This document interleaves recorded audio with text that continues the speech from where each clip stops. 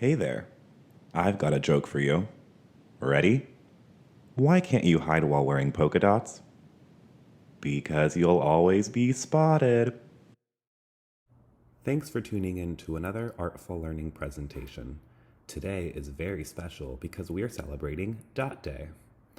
On this Dot Day 2021, we will share some dazzling pieces of dot-filled art and show you a fun and interactive way to take Dot Day to the next level by collaborating with your classmates or your new friends around the world. Let's dive right in. First, we have George Seurat, who was one of the pioneers of Pointillism.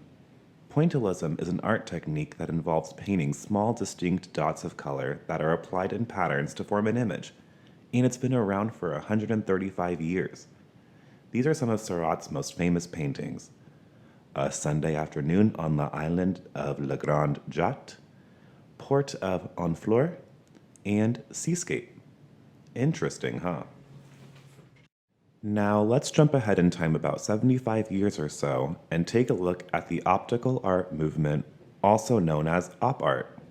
Op art emerged in the 1960s, and it is a distinct style of art that creates the illusion of movement through the use of shapes, line, and color to ultimately give pieces a three-dimensional quality. Victor Vasarely is widely considered the grandfather of the op art movement, and he used contrasting colors of dots throughout his large body of work.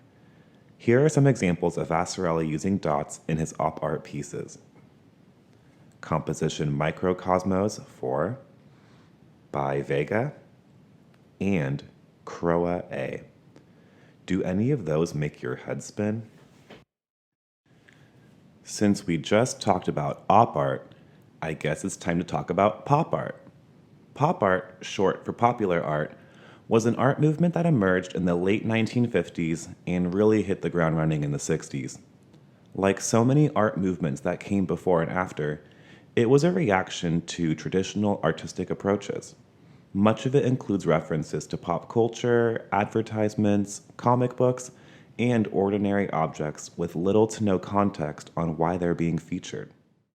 Although many people associate pop art with the great Andy Warhol, there are so many other artists that helped pioneer the movement, like Romero Brito, Evelyn Axel, Keith Haring, and Pauline Bodie. And you guessed it, some included dots. As you can see, Roy Lichtenstein took pop art to the next level, all while incorporating a uniformed array of dots. Here's one titled Girl in Mirror. Take a look at this image. Can you see the dots? What about if we give you a close-up of it? Do you know why that is? Well, it's actually a technique that has been around since 1879, and it's called the Ben-Day process. Back in the day, many newspapers and comic books used these dots to create the illusion of complete shading or secondary colors. When you look close up at these images, you can see the dots pretty clearly. But when you look at them from a distance, it gives a completely different effect. Your eyes aren't playing tricks on you. These artists just knew exactly how to make you see what they wanted you to see. Lichtenstein was well aware of this technique and incorporated an exaggerated version of it in his work. Do you think this magnified arrangement makes his pieces more fun to look at? I sure do. Now, as we approach a more recent era, we can finally explore the colorful worlds of Yayoi Kusama and Damien Hirst. Kusama is quite literally the queen of polka dots. She is a Japanese contemporary artist who has been painting dots for decades.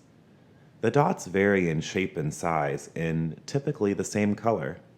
Although she does paint dots, she is most well known for her sculptures and installations featuring dots. Did you know that she was one of the first pioneers of the infinity room idea? They're the mirrored rooms you enter that have dots, stars, lights, or other cool items, and it seems like they go on forever, or infinitely. One of her most interesting quotes is, "A polka dot has the form of the sun, which is a symbol of energy of the whole world in our living life, and also the form of the moon, which is calm.